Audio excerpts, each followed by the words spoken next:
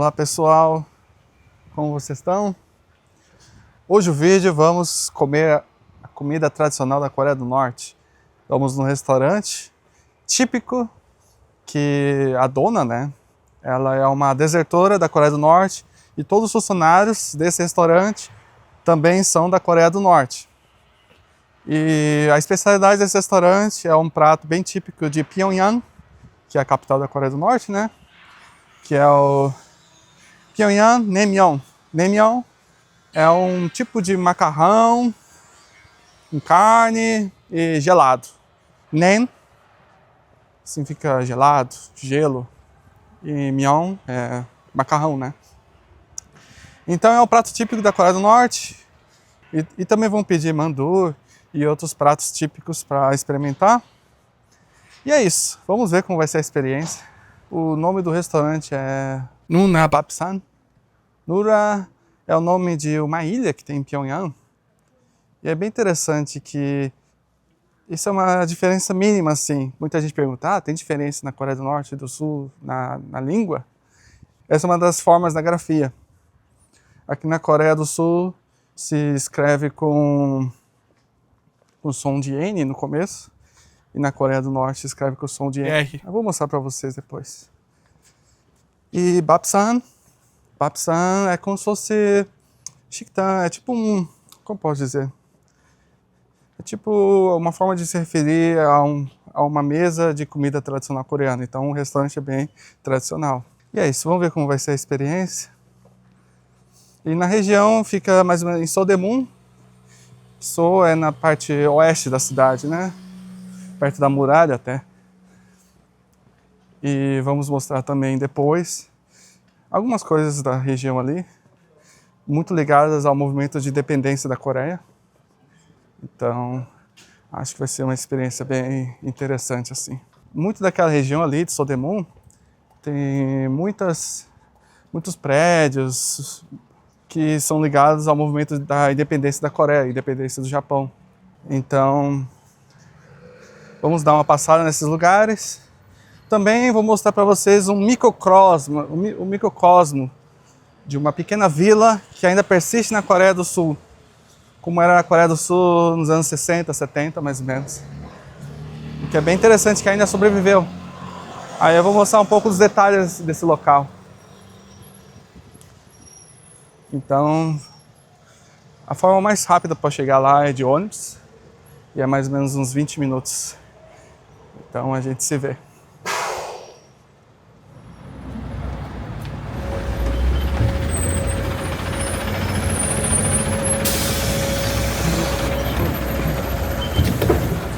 안녕하세요.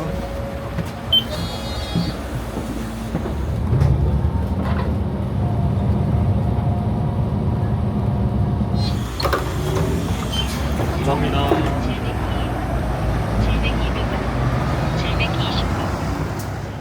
Ok, chegamos aqui. Agora um pouquinho de caminhada. Estamos na região de Sodaemun. Aqui perto fica aquela prisão de Sodaemun. Eu mostrei uma vez um vídeo quando eu falei sobre essa relação de Japão e Coreia. E como vocês podem ver, essas árvores aqui todas são ginkgos. Essas árvores aqui, que em coreano chama Unhaenamu. Eu diria assim, daqui uma semana vai estar tudo amarelado assim, vai estar bem bonito. Estamos bem no outono, né? E apesar de estar sol, tá fazendo uns 10 graus mais ou menos, e de noite tá bem frio. De repente assim, ficou frio. Legal, né? Essas ginkgos são novas, né? Do lado do restaurante norte-coreano tem uma ginkgo de 400 anos.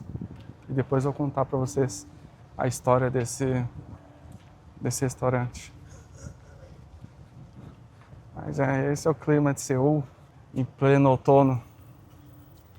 E muita gente me pergunta, né, o que significa, né, quando se refere à Coreia do Norte. E muita gente se refere aos que vêm para a Coreia do Sul como refugiados. Na verdade, o governo coreano não considera os norte-coreanos que vêm para o Sul como refugiados. Eles chamam de defector, desertor. E isso tem tudo uma ideia de que Na concepção da Coreia do Sul, a Coreia do Norte é uma região que ainda faz parte da Coreia do Sul. Eles ainda reconhecem, sabe? Então, por exemplo, até hoje, hein? Até hoje tem o presidente, ele designa governadores para as províncias que ficam lá no norte.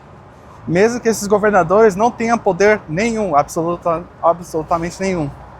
Porque eles ainda têm essa concepção de que algum dia vai unificar. Essa é a ideia por trás. Nenhum dos dois estados se reconhece, né, como oficialmente. Claro que existem interações, já existiram momentos de melhor relação entre os dois. No momento que estamos agora, não é um dos melhores. Se bem que o governo que está agora, ele pelo menos tenta conversar um pouco com os norte-coreanos, porque dependendo do governo, ele pode ser mais combativo e não tentar nenhuma comunicação de jeito nenhum. Então essas são algumas diferenças assim. Então, eles consideram esses norte-coreanos que vêm para o sul como desertores. Então, se eles pisarem em qualquer embaixada no mundo, eles automaticamente recebem a cidadania, né? Cidadania sul-coreana. Recebe o passaporte, o RG deles, entre aspas, né? Então, eles automaticamente se tornam cidadãos coreanos, sul-coreanos, né? Então, acho que E claro, quando eles chegam na Coreia do Sul, eles passam por todo um processo, né? Um processo para saber se eles realmente são norte-coreanos, porque existem coreanos que vivem na China, na Rússia, né? Na Ásia Central. Então eles passam por algumas perguntas, alguns testes, para realmente saber se eles são norte-coreanos. Isso é fácil saber, viu? Porque existem coisas, por exemplo, no sistema de educação, que é algo bem único da Coreia do Norte, então eles fazem testes para saber. E nesse espaço, né, eles ficam na Coreia do Sul, eles têm tipo uma aula, entre aspas, de como funciona o mundo capitalista, né? Desde como aprender as palavras que se usam aqui no Sul, porque com essa distância, né, se mudou muito como que se fala algumas palavras. A Coreia do Norte tenta sempre pegar as palavras de um puro coreano. Eles raramente adotam palavras que são estrangeiras, estrangeirismos, né? A Coreia do Sul é muita palavra, vem do inglês, por exemplo. Mas no caso da Coreia do Norte, tem uma palavra ou outra que vem do russo, por exemplo. Isso é uma coisa bem interessante. Se não me engano, é a palavra que eles falam para salsicha. Se não me engano. Posso estar enganado. Salsicha ou salame, uma coisa assim. É a mesma coisa que vem do russo, né? Que é a influência soviética. Então é isso. Então, desde 1948, que existiu esse momento, né? Pela ONU envolvendo, divide ou não divide, quem que é o governo oficial do norte ou do sul. Porque depois que os japoneses saíram, ficou um vácuo de poder, né? Isso que é uma coisa interessante. E às vezes os japoneses meio que... O pessoal mais conservador, né? Lava as mãos, né? Mas na verdade, todo esse vácuo de poder, né? Foi porque os japoneses, eles entraram tanto no poder sul-coreano, eles entraram tanto no poder da Coreia. Por exemplo, eles acabaram com a família real, que era o poder centralizador, né? Então, quando acabou a ocupação japonesa, ficou um vácuo de poder completo. E a parte norte, como você sabe, foi ocupada pelos soviéticos, que vinham pela Manchúria, né? E a parte sul, pelos americanos. E essa é a história. Agosto de 1948, a Coreia do Sul proclamou sendo uma república, né? E sendo a única Coreia.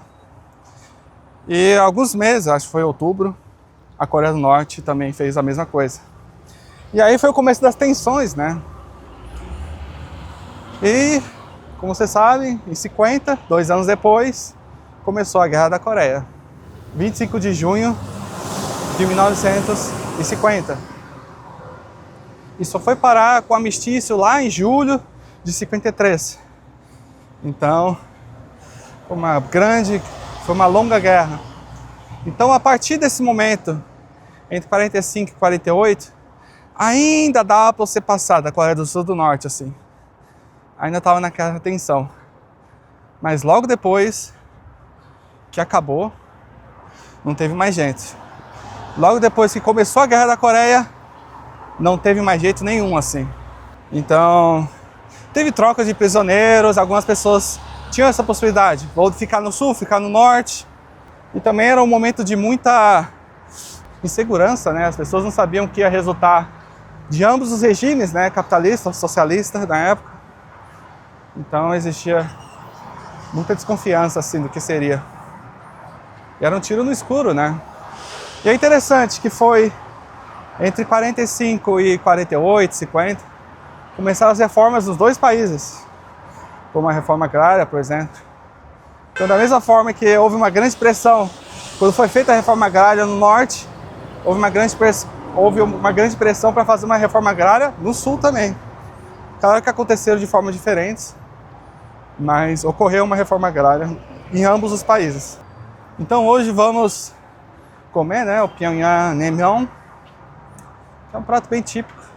Tem uma coisa bem interessante assim, que eu já ouvi falar, que o nível de pimenta na Coreia, ele começa lá de baixo, da província de Jeollanam-do, que falo que é o mais apimentado, e vai subindo. Seul seria um ponto médio, assim, de nível de pimenta. E depois, quando vai subindo para Pyongyang, para as províncias do norte, o nível de pimenta diminui. Foi o que eu ouvi falar. Vamos ver como vai ser o nível de pimenta desse prato típico da Coreia do Norte. Como eu disse antes, esse aqui é o nome de uma ilha, né, fluvial, que fica na Coreia do Norte, em Pyongyang. E é bem interessante, se vocês olharem Pyongyang e Seul, o mapa é bem parecido assim. É um rio que corta a cidade também. Aqui um pouco do bairro. Aquela árvore ali é uma ginkgo, gente. Vocês acreditam? Tem 400 anos. Olha aqui, tem até inglês. Pyongyang, a capital da Coreia do Norte. Você vê, os pratos são um pouco diferentes, assim. É a mesma coisa, só que a apresentação é diferente. Por exemplo, esse aqui é o mandu, né? Que é de batata. E tem esse aqui que eu nunca vi. Esse aqui é novidade pra mim. Sundae, que tem aqui no sul também. E a gente vai comer esse aqui. Pyongyang Naengmyeon. Que é Naengmyeon. É esse prato típico, que é um macarrão gelado, né? Mas tem bibimbap, tudo no estilo norte-coreano, né? Então, vamos entrar. 안녕하세요. 예약했어요. 예약이요? 성함이? 길성. 길성. 길성이라고 해요. 혹시 예약하셨어요? 네, 예약했어요. Pyongyang Kimchi. Então, esse aqui, eles chamam de Baek Kimchi. Baek é branco, né? Então, você vê que ele é feito, é parecido no estilo semelhante, só que sem a pimenta, o gochujang, né? Que é a pimenta coreana, gochujang.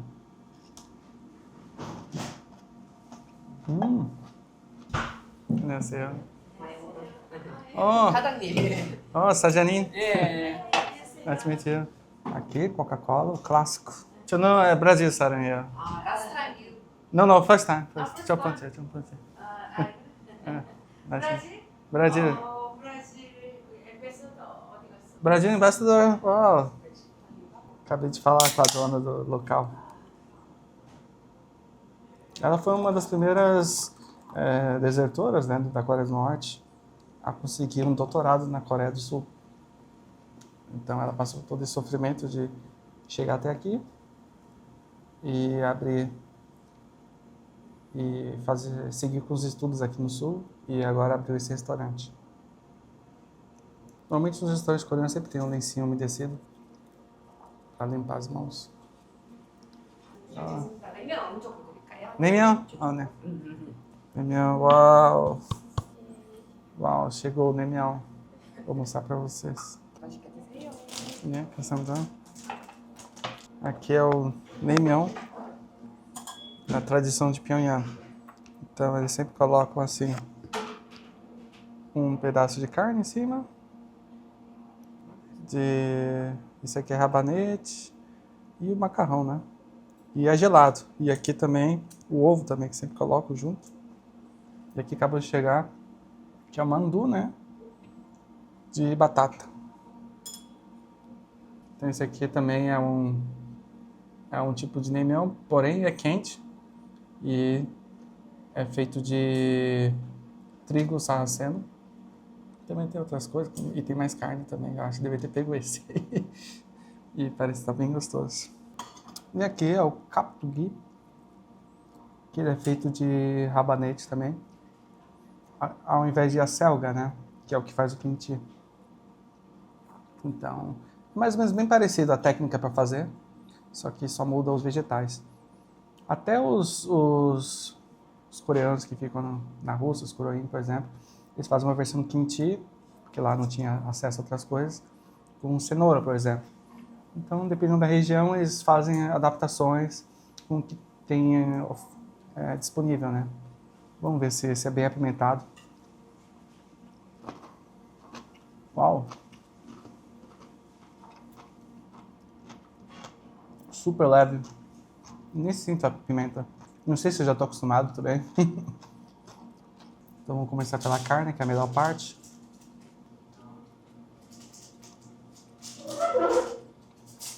O ovo.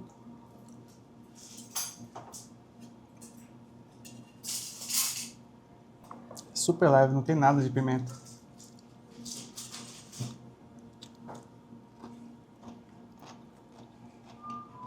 Dá pra perceber que eles usam bem artesanal, assim. Eu tava vendo uns dias atrás um restaurante que oferecia esse prato. Naengmyeon, né? No Brasil. E, meu, sem querer ofender ninguém, mas era tipo macarrão de miojo. Era totalmente diferente, assim. Claro que tem vários estilos, né?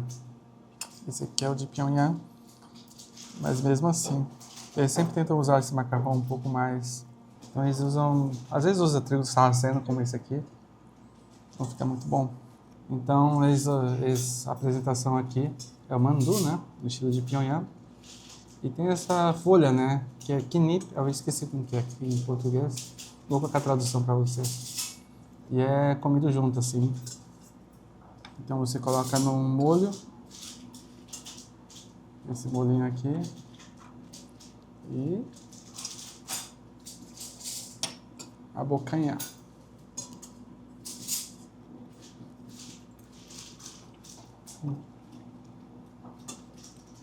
Muito bom. Bom, é bem diferente de outros que eu já comi assim. Esse a base é batata, né? Terminei de comer. Agora vamos pagar. O maior? Altogether 45,000 rupees. Ok.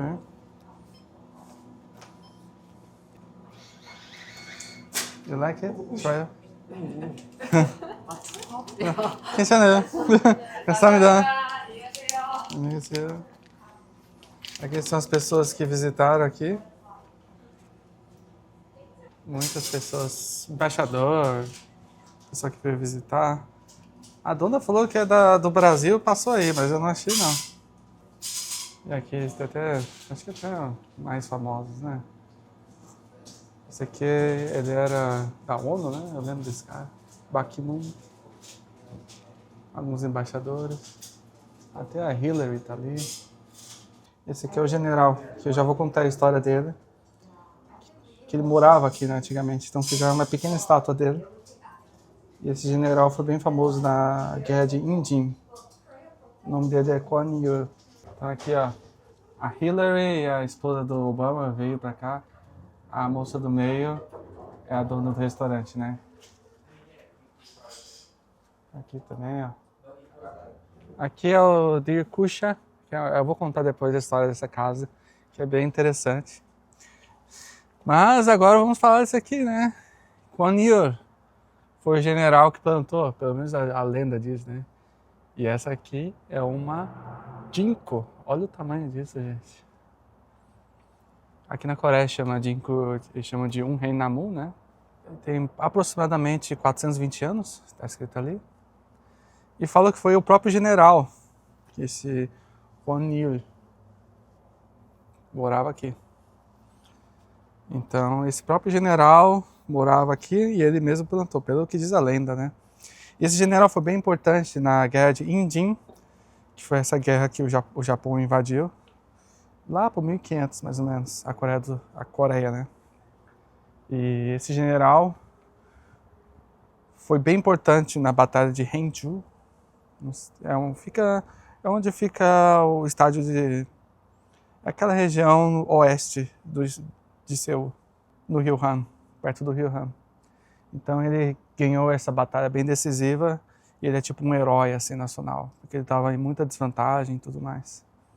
Então é isso. Então, o que tem associado essa árvore com essa região, tudo se conecta com aquela casa ali, Dirkusha.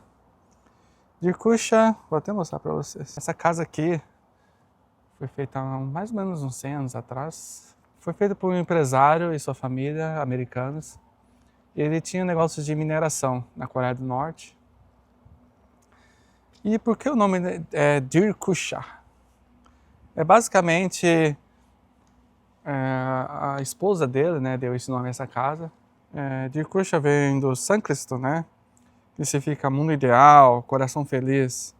E a esposa do Albert Taylor, né, que é o cara que veio para cá, a Mary, que deu esse nome. Então, foi um dos primeiros estrangeiros a viver aqui na cidade. E essa casa é bem conectada com essa árvore, que ela escolheu realmente morar aqui por causa dessa árvore. Mas essa árvore tinha uma propriedade, como posso dizer, era sagrada, né? E tinha uma pequena fonte aqui embaixo, onde os coreanos faziam oferendas, rituais, pegavam água fresca. Eles achavam que construir alguma coisa aqui do lado era bem ruim, né? Então, o xamã da região ali soltou uma maldição contra as pessoas que fossem morar nessa casa. E essa maldição meio que funcionou de certa forma, né? Porque logo depois, uns 20 anos depois, quando os Estados Unidos entrou na Segunda Guerra Mundial, os estrangeiros foram meio que se tornando pessoas não gratas, né? E só ficou na Coreia os estrangeiros que eram realmente necessários. Todo mundo que estava no negócio, tudo foram expulsos. Então, em 41, eles foram expulsos e só foram voltar em 45, mas logo depois, o Taylor morreu. E a casa ficou meio que abandonada, né? Até uns 20 anos, até uns 10 anos atrás, ela era tipo uma casa meio... As pessoas não sabiam exatamente o que era essa casa. E os coreanos meio que ocuparam ela, dividiram em vários quartos, era tipo uma pensão assim. E aí, recentemente, eles reconstruíram como ela é hoje. E eles descobriram por causa desse nome, né? Olha aqui, ó, tá escrito Dirkusha. 1923, essa casa tem 100 anos. Já ouviu falar desse lugar aqui, em Seul? Legal, né? Então, mais uma informação sobre essa casa é que o Taylor, né, esse americano que veio ter negócios aqui, ele foi super importante porque ele também era correspondente de alguns jornais americanos. E ele foi um dos primeiros que... Aqui tem que tirar o sapato.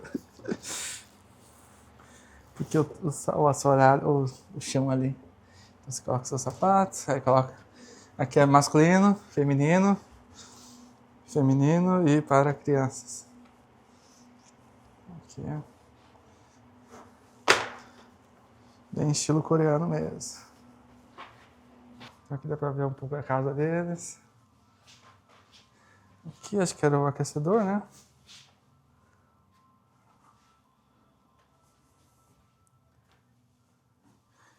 Aqui é mais como uma memória da casa mesmo, né?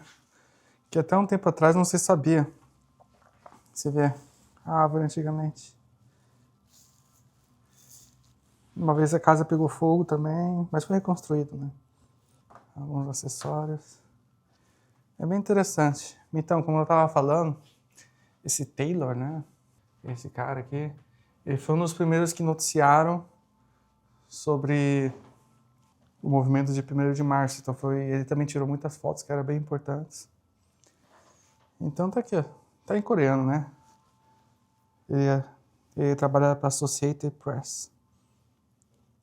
Então, esse ano, 1919, ele noticiou o movimento de independência de 1º de março.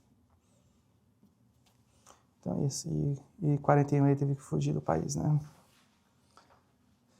Então ele foi bem importante por causa disso, né? Que não tinha muitos registros. E ele estava meio que sabendo por dentro o que ia acontecer. Então avisaram, ó, fica esperto que vai ter uma grande revolta, e pediram para ele tirar foto e registrar, que era bem importante. Mary Taylor e Albert Taylor, os dois que moravam. E tiveram filhos aqui e tal. A Mary, né, a Taylor, ela também era pintora. E você vê que ela tem influência até com a pintura tradicional coreana, né? E esse monte aqui fica em Kongan, que é na Coreia do Norte hoje em dia. Interessante. Eles tinham os negócios, né? Mineradora na Coreia do Norte. Então dá pra você ver um pouco. Algumas coisas, o problema é que eles sempre colocam em coreano, eles não explicam em inglês. Mas aqui fala da mineradora que eles tinham na Coreia do Norte. Os desenhos e tal. Aqui é o livro, né? Que a mãe escreveu sobre morar na Coreia. Falam que ele é um pouco, como posso dizer, inventou algumas coisinhas assim, exagerou um pouco. Aqui acho que é a neta deles. Então eles devem ter conexão, né? Aqui é quando eles fugiram, né? O caminho que eles fizeram. Eles foram de Gyeongseong, que é a Seul, né? Busan, depois pro Japão, Hong Kong, o caminho. Depois eles pararam no Rio de Janeiro, olha. Depois foram para New York e depois foram para Califórnia. Só para você ver que estava muito perigoso fazer o caminho inverso, né? Seria muito mais fácil passar pelo Pacífico. Mas por causa da guerra que estava acontecendo no Pacífico, era muito perigoso. Então eles fizeram o caminho totalmente inverso de barco. Olha essas escadarias. Vocês conseguem imaginar que isso aqui seja a Coreia do Sul? Interessante, né? Isso aqui abriu faz pouco tempo, então pouca gente sabe desse lugar. Você vê que está todo vazio. Aqui eles reproduziram alguns cômodos da casa, né? Com os móveis que era da época, né? Você vê que tem uma miscelânea de Ásia com Ocidente.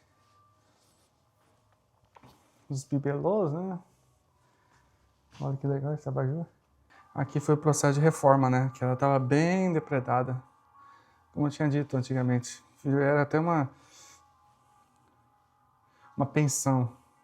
Eles dividiam a casa com várias pessoas. Estava em péssimas condições. Uma casa bem antiga, né? A técnica que eles usaram, né? Dos tijolos. Então é isso. Nessa região aqui, principalmente nessa área, tem muitas dessas casas centenárias que moravam embaixadores, missionários de vários países. Nesse caso, o americano, um businessman, né? Mas tinha vários outros aqui. Então nós vamos para uma outra casa que tem uma história bem interessante. Que também tem a ver com o movimento de independência da Coreia. Ok, chegamos aqui. Não é muito longe do Daegukusha. E é um memorial para Lee Hwae-yong. Kim Yong-kwan, que é memorial, né? Está escrito aqui. É um memorial para lembrar dessa pessoa, que é um herói da independência. Tem até uma foto dele aqui. Quer dizer, tem até uma estátua dele aqui, né? E ele foi bem importante, super importante. Ele e todos os irmãos dele, né? E mais tarde eu vou falar. Um dos irmãos foi um dos poucos sobreviventes, porque eles lutaram para a independência, né? E um deles foi o primeiro vice-presidente da Coreia do Sul, junto com o Lee Soo-man. E ele era o vice-presidente, o irmão dele, né? Então, o que esse Lee Hwae-yong fez, que foi bem interessante assim para a época? Ele era super rico, muito rico. E ele vendeu tudo que ele tinha, vários terrenos, casas, tudo. a partir de 1910, e ele e os irmãos foram para Manchúria, que é no norte da Coreia do Norte, uma região totalmente assim inóspita, assim, em muitos sentidos. E eles fizeram uma guerrilha, né? Eles patrocinaram uma guerrilha, uma academia para treinar pessoas em busca da independência da Coreia. Esse era o objetivo, né? A partir de 1910. Então eram pessoas super ricas, na verdade estavam super bem. E a partir do momento que o Japão anexou a Coreia, eles tiveram esse desejo, né, de conseguir a independência da Coreia. Eles lutaram por isso. E ele e todos os irmãos deles foram juntos nessa empreitada. E como eu falei, só um dos irmãos sobreviveu. Eu acho que era 5 ou 6 irmãos. Todos morreram. Ou foram pegos pelos japoneses, ou foram torturados. E aqui é o memorial, né? Esse prédio aqui é o memorial. Em memória a ele e aos irmãos dele também, né? E esse lugar aqui eles não moravam aqui exatamente. Eles moravam onde é uma escola ali embaixo. E foi destruída a casa deles, tudo, para virar a escola. Aqui era tipo onde moravam os missionários, né? E aí eles cederam essa casa antiga para fazer esse memorial. Então vamos adentrar. É interessante, abriu recentemente esse lugar. Tem o tour, né? Leva 20, 30 minutos, às 11, 2 e 4 da tarde, sábado e domingo. Tem um tour. Mas claro, é tudo em coreano. Aqui também, para cuidar do chão, né? Temos que tirar o tênis. Foi esse aqui. O quinto irmão, que foi o que sobreviveu. Mas ele morreu cedo, 53, logo depois. Ele era vice-presidente em 48, né? Então aqui eles reúnem várias cartas que eles entregavam. Muitas delas tinham conteúdo secreto, né? Porque era um grupo ilegal, né? Que estava querendo a independência da Coreia. Então, às vezes usavam códigos para conseguir se comunicar. Aqui explica um pouco, né, dessa casa. E o último que sobrou, né? Loucura, né? Então conta um pouco a história deles. O movimento de independência, né? Todas as tentativas de luta armada e tudo mais. E as pessoas envolvidas. Isso é uma coisa interessante. Eles usaram muito do dinheiro para comprar armas, né? Suprimentos. E adivinha de onde eram? Muitas delas da Tchecoslováquia. Porque teve uma revolução na Tchecoslováquia e depois que acabou, sobrou muita coisa, né? E aí os revolucionários coreanos compraram deles. Então tinha muita coisa. Então muitas dessas coisas aqui são tudo da Tchecoslováquia, mas estavam na Coreia, né? Então umas coisas interessantes contando um pouco da história. Isso é uma coisa bem interessante. Todo mundo sabe quando aconteceu a Guerra da Coreia, mas ninguém sabe o que veio antes, né? Esses 20 anos, 1930 e 1910, toda a luta que teve, né? Todas as pessoas envolvidas. E isso diz um pouco de todas as consequências, né? Tudo que aconteceu. E todas essas pessoas que lutaram também pela independência da Coreia. Então é só para atualizar vocês. Em 1910, a Coreia foi anexada pelo Japão. E ele e seus 5 irmãos, 6 no total, foram para a Manchúria com 55 milhões de wons na época. E também tinham, no total eram mais ou menos 40 familiares e servos, né? Eles fundaram a Shinhun Mungwan Hakyo, que era a escola militar de Shinhun, que treinava esses combatentes para a independência. Tiveram vários, inclusive, não esse, né? Mas, por exemplo, Kim Il-sung, o que viria a ser o primeiro presidente da Coreia do Norte, ele também foi um lutador da independência, né? E desses 40 que partiram para a Manchúria, né? Apenas 20 sobreviveram. Entre eles, o que seria o primeiro vice-presidente da Coreia do Sul. Nós vamos descendo aqui as escadas. Aqui é na parte de baixo da casa, né? Aqui mostra um pouco como era a trajetória deles. Como eu falei, foram 6 irmãos, né? mas no total 40 simpatizantes, servos também, foram tudo para a Manchúria. E eles fizeram essa academia, onde dava treinamentos de combate. Era uma milícia, né? Que o objetivo era lutar contra os japoneses, para conquistar a independência de novo. E é isso é só um dos casos, né? Como eu falei antes, né? Até o próprio Kim Il-sung, que é da Coreia do Norte, existem histórias que ele também foi um desses lutadores que lutou, né? Contra os japoneses. Mas é isso. Graças ao esforço desses caras, que a Coreia hoje não é uma província do Japão, né? Então é interessante. Fica bem perto, assim. Não deu nem 5 minutos de andar de Uchuca pra cá e nem do restaurante norte-coreano. Então é um lugar legal para visitar. Se quiser conhecer um pouco dessa luta da independência da Coreia, né? E o que levou, né?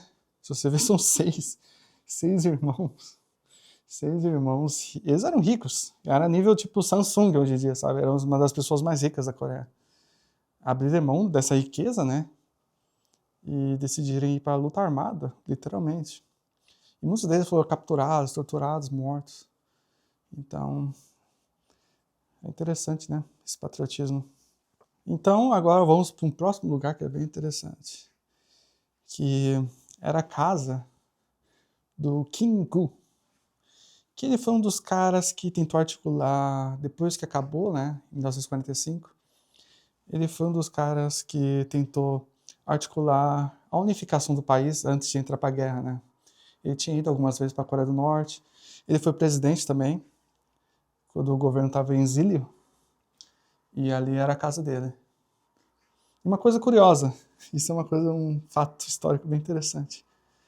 Muitos desses, sei lá, presidentes do governo exílio, lutadores da independência que viraram políticos depois, quando eles vieram para a Coreia de novo, né, muitos deles ganharam casas de pessoas que meio que colaboraram com o Japão, né, como, por exemplo, a casa que a gente vai ver, que é um casarão assim que fizeram para ele, que deram de presente para ele.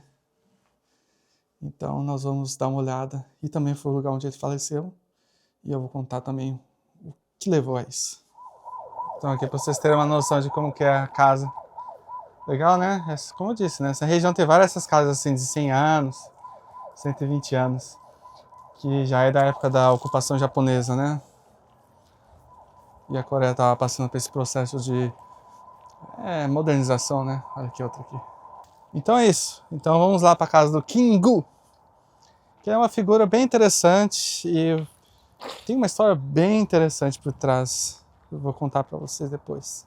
Estamos andando aqui na rua, né? Aqui é meio morro, assim, mas as casas são um pouco mais modernas. Aqui, só para você ter uma ideia do mapa, vamos andar mais ou menos 700 metros até a casa do Kim Il-gu.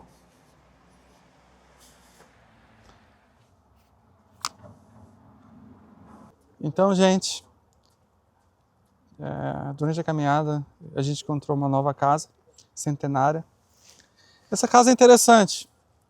Ela foi onde morou, né, o Hong Nam-pa, que é um compositor coreano, e ele fez essa música que é Gohyane Pom, que é Primavera na minha cidade natal. É uma música tradicional coreana, contemporânea, assim, mais erudita. E essa casa, como vocês podem ver, tem um estilo europeu, germânico, que aqui o consulado alemão era aqui perto, e tinha vários missionários morando aqui perto, alemães, né? Então é isso, mais uma casinha aqui na área. Interessante, né? Vários encontros. Isso aqui foi 5 minutos depois do outro lugar onde a gente passou. Tem várias dessas casinhas aqui. Quem imaginaria que encontraria um lugar assim em Seul, hein? Depois vocês pesquisem. Talvez eu vou colocar o link para vocês. Eu não posso colocar música porque pode dar direitos autorais, mas é uma música bem bonita. E sempre toca assim nos K-dramas, nos filmes, sempre toca essa música. Principalmente durante essa época. Então, vamos continuar nossa caminhada. Olha só, andando aqui, olha o que encontrei. Tadã! A Muralha de Seul. Hanyang do Son. Eu fiz um vídeo no meu aniversário até, que eu conto um pouco da história, quando eu vou na parte de Nansan, que fica no sul. Estamos no oeste da cidade. E aqui temos uma parte. É óbvio que essa parte aqui foi renovada, né? Se você subir mais a montanha, você vai ver as partes mais antigas, né? Porque na verdade o que aconteceu? Há uns anos atrás, uns 20 anos atrás, tinha um projeto de refazer toda essa muralha em toda a cidade, como era antigamente. Para virar um patrimônio da Unesco e tal. Tipo o que tem em Suwon, tem uma cidade de Suwon que é mais ou menos assim. Mas não deu muito certo. Eles até compraram umas partes assim, compraram umas casas, ó, saiam dessas casas que a gente compara a casa dessas pessoas e expulsaram as pessoas de lá. Mas acabou que não foi feito tudo. Porque não era muito autêntico, né? Você vê que as pedras que eles usaram, umas pedras diferentes, ó. Aqui embaixo são as pedras mais antigas, né? Talvez até as primeiras que colocaram aqui. Mas você vê que o estilo aqui é totalmente diferente, né? Não sei se vocês queriam. Mas enfim, refizeram uma boa parte da muralha. E aqui está o resultado dela. E essa muralha, eu contei no vídeo lá, né? Então essa muralha é de 1395. Quando a capital mudou para cá, praticamente. Então é isso. Essa é a parte oeste da muralha. Que interessante. Vários encontros no caminho. Eu não esperava, não sabia que ficava aqui, logo aqui. Vamos para o próximo lugar. Olha aqui, ó. Aqui é Jinko, essa aqui tá bem amarelada já. Pô, estamos chegando, gente. Então o nome do prédio, né, onde o Kim Gun morava, é Gyeonggi-jan. E é o nome da rua também, né? Tá escrito ali embaixo. Vamos andando. Então chegamos aqui na parte do prédio. Como vocês podem ver, tem um hospital aqui, ó. Até a entrada da emergência. Esse prédio, por muito tempo, que era do Gyeonggi-jan, que era do Kim Gun, né? Ele foi usado como anexo do hospital depois que ele morreu e saiu.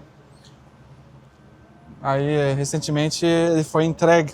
Então vamos dar uma olhada. Você vê que é um negócio meio majestoso assim, né? Tem aqui, ó, a entrada de carro. Ó, vou até mostrar a arquitetura moderna, né? Um pouco mais neoclássica. E às vezes ele fazia tipo anúncios aqui, dava para subir aqui em cima. E isso é um ponto bem importante, assim, que vai ser uma das causas da morte dele. Então vamos dar uma entrada. Terça a domingo, das 9 às 6 horas. E a última entrada, às 5h30. Aqui todos esses prédios, todos esses prédios antigos tem que usar um chinelinho para não arranhar o solo. Aqui um pouco da casa dele, né? Aqui é o Kim Gun. E aqui onde tinha os encontros, né? Principalmente ele estava se esforçando para tentar unificar a Coreia, né? Foi os esforços dele, era nesse exato local aqui. Ele foi uma dessas figuras que se cogitava ser um possível presidente da Coreia, né? Ele até tentou conversar com o próprio Kim Il-sung, ele foi para Pyongyang, na Coreia do Norte, mas não teve muito sucesso. Aqui logo depois que acabou a guerra, né? Segunda Guerra Mundial, em dezembro, 3 de dezembro, ele fazia parte do governo provisório da Coreia em Xangai, né? Que era da China. Então, Il-sung, que foi o primeiro presidente da Coreia, até os Estados Unidos, todos se reuniram nessa sala para decidir o futuro, né? Que era o quarto dele, né? Você vê que tem um estilo japonês, né? Os tatames no chão. Mas com a porta coreana, com o hanjin, né? Então, é tipo uma mistura. E aqui foi onde que ele foi assassinado, né? Exatamente nessa mesa aqui. Foi um tiro do lado de fora por um homem que ele fazia parte de uma ordem anticomunista. Então aqui teve o funeral dele, né?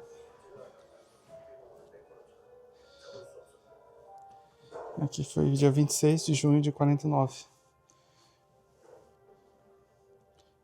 Foi assassinado por esse cara, An Do-hyo.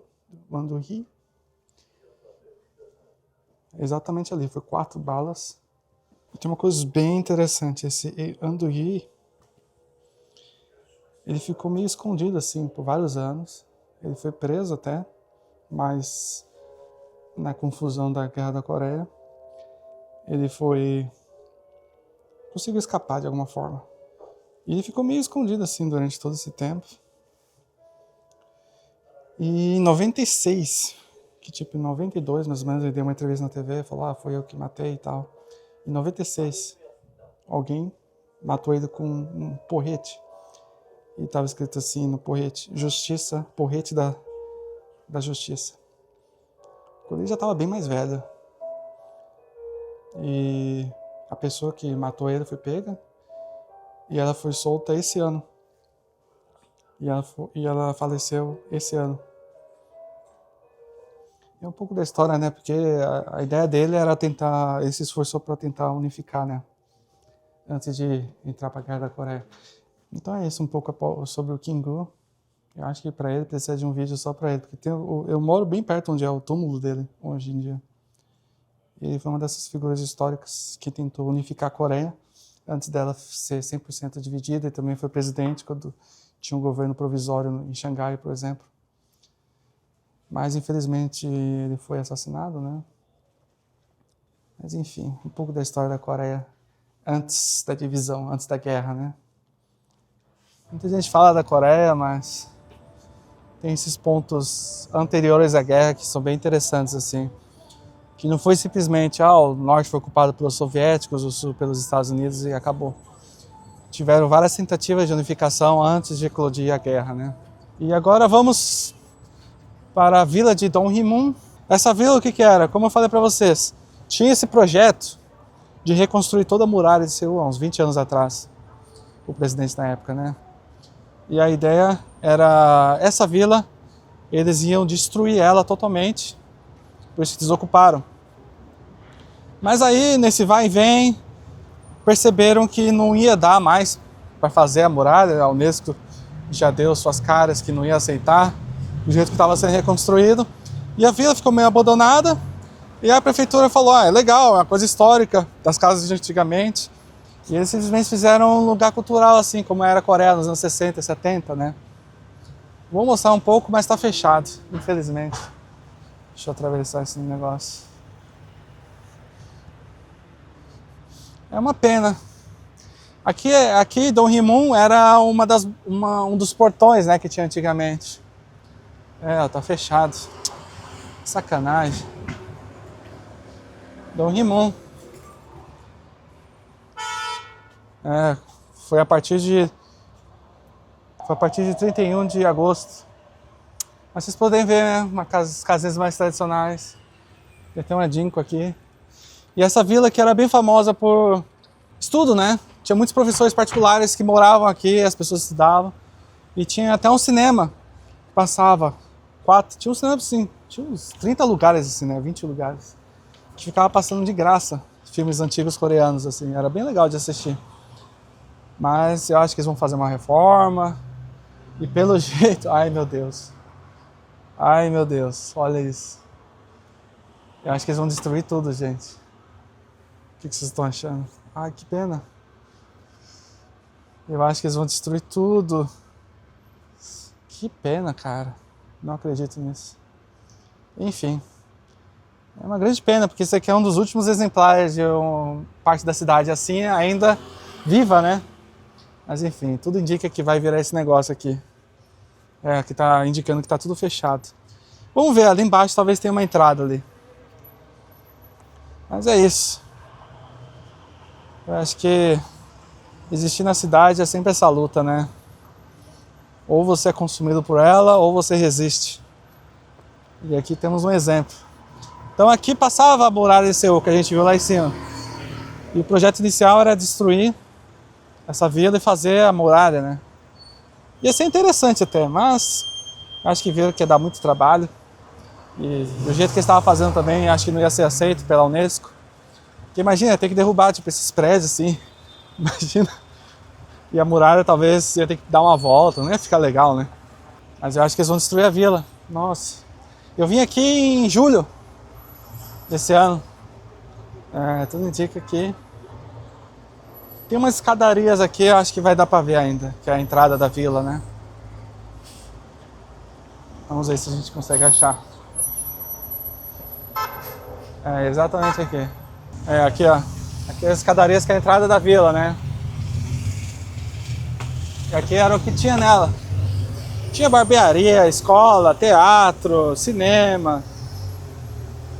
Tinha aqui onde era a vilazinha dos professores de reforço escolar, né? Então é bem interessante. É um pouco da história de Seul, né? Gyeonggi-mun, eles chamavam. Fala que mais de 100 anos. Mas o estilo aqui é mais ou menos dos anos 60 e 70, assim, mais ou menos. Tá tudo fechado. Tinha café aqui, museu. Deixa eu ver umas imagens que traziam lembranças, né? Mas acho que vai virar esse negócio aqui. Não sei como permitiram isso, cara. É um negócio histórico. Mas tipo assim, às vezes eles priorizam mais o histórico mais antigo, 100 anos atrás, não de 50 anos atrás. Acabou-se. Aí é o que sobrou. Tem um cara ali. Como ele subiu ali, eu já não sei. Enfim. Então é isso, gente. Espero que tenha gostado do vídeo, mostrando um pouco da história aqui de Seul. Um pouco dessa parte aqui de Seodaemun, né? Dessa parte oeste, assim, central da cidade. Um pouco do outono. Um pouco da história da Coreia. Um pouco da comida norte-coreana. Então é isso. Vou ficar devendo para vocês a vila. Pelo jeito vai ser destruída. Às vezes muda de prefeito e eles mudam de ideia, né? Sempre tem esse embate. Mas é isso. Espero que tenham gostado. Deixem nos comentários se gostaram. O que vocês gostariam que eu explorasse. Alguma coisa diferente na cidade, alguma curiosidade que vocês gostariam de conhecer. E é isso. Mais uma vez, obrigado mesmo. 30 mil inscritos. E vou estar no Brasil daqui um mês, mais ou menos, né? Já estou me preparando. Já está tendo algumas parcerias, oportunidades aparecendo, assim. Estou bem animado. Então é isso. Espero que tenham gostado. Até mais. E tchau, tchau!